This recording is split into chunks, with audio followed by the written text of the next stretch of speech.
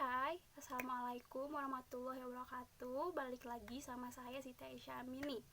Oke, di video kali ini kita akan membahas mengenai kurikulum merdeka di sekolah dasar. Nah, harusnya itu di video ini juga ada dimana saya menanyakan pada narasumber mengenai hal ini seperti video kemarin. Tapi karena dan harusnya itu video wawancaranya itu saya melakukan wawancara dengan guru tersebut itu hari ini, tapi karena ada satu dan lain hal beliau tidak bisa untuk diwawancarai, jadi beliau hanya mengungkapkan apa yang mau saya tanyakan lewat telepon kemarin sore, dan saya juga udah tulis semua jawabannya. Jadi saya mungkin akan bacakan aja hasil dari diskusi obrolan kami saya dengan beliau kemarin sore. Oke, jadi penerapan kurikulum di SD yang beliau tangani tahun kemarin, bukan tangani sih, mungkin beliau soalnya gak mau disebut pengajar sih pengennya, karena bantu-bantu aja gitu. Di sekolah tersebut melakukan pembelajaran proyek dengan tema tertentu. Temanya yaitu pengolahan sampah dan permainan tradisional. Jadi di SD yang beliau tahun kemarin bantu mengenai kurikulum merdeka, yaitu dilakukan dengan pembelajaran proyek dengan tema tertentu, dan temanya yaitu adalah pengolahan sampah dan permainan tradisional. Dan penerapan kurikulum merdeka melibatkan orang tua dalam proses belajar mengajar, murid sebagai sumber belajar, jadi kolaborasi antara orang tua dan murid ditonjolkan. Jadi dalam kurikulum merdeka di SD tersebut ini tuh penerapannya itu melibatkan orang tua dalam proses belajar mengajar begitu. Jadi orang tua dan murid itu ditonjolkan dalam implementasi kurikulum merdeka ini. Dan beliau juga berpendapat dalam pelaksanaannya murid-murid sekolah tersebut tidak terpaksa belajar. Tantangan yang paling berat mungkin bagi guru-guru, bagaimana guru bisa beradaptasi dengan teknologi dan masuk ke dunia anak, karena tidak semua guru bisa masuk ke dunia anak.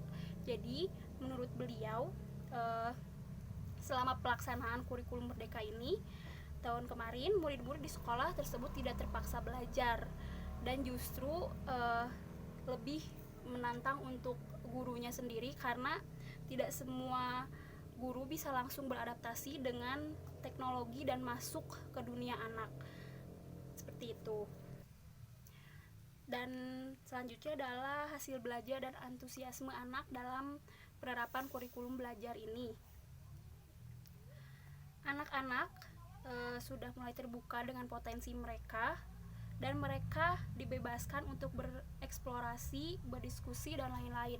Jadi dengan penerapan kurikulum merdeka ini, anak-anak jadi lebih terbuka dengan potensi mereka, dan mereka dibebaskan untuk bereksplorasi, berdiskusi, dan lain-lain. Menurut beliau itu justru lebih bagus, karena anak-anak bisa tahu potensi mereka masing-masing, katanya menurut beliau.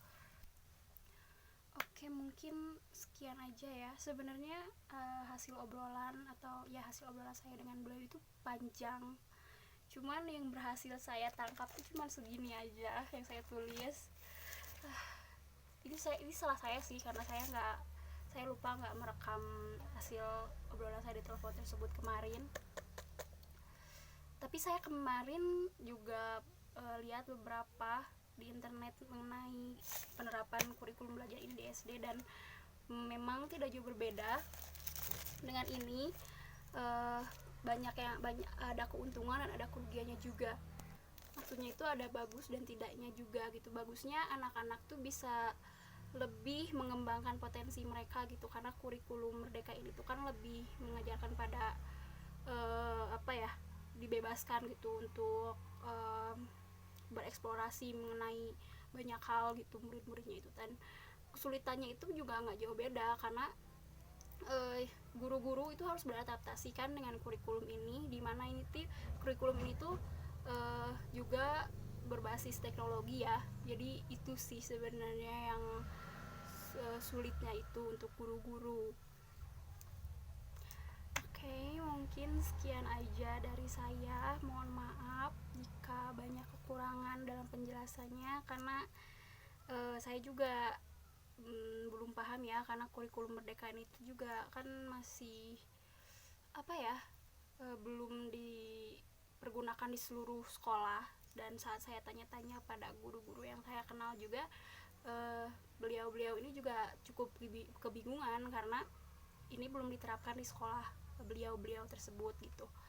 Jadi mungkin sekian, mohon maaf jika banyak sekali kekurangan di video ini, dan kurangnya juga karena harusnya ada wawancara tapi ternyata tidak jadi dan harus saya lakukan di telepon, dan itu juga tidak saya rekam dan cuma saya tulis yang dapat saya tangkap gitu. Mohon maaf sekali, mohon maaf jika banyak salah-salah kata dan pengucapan saya juga penjelasan saya yang cukup mungkin bertele-tele, aneh dan tidak jelas. Mohon maaf sekali. Terima kasih sudah mau menonton video ini. Wassalamualaikum warahmatullahi wabarakatuh.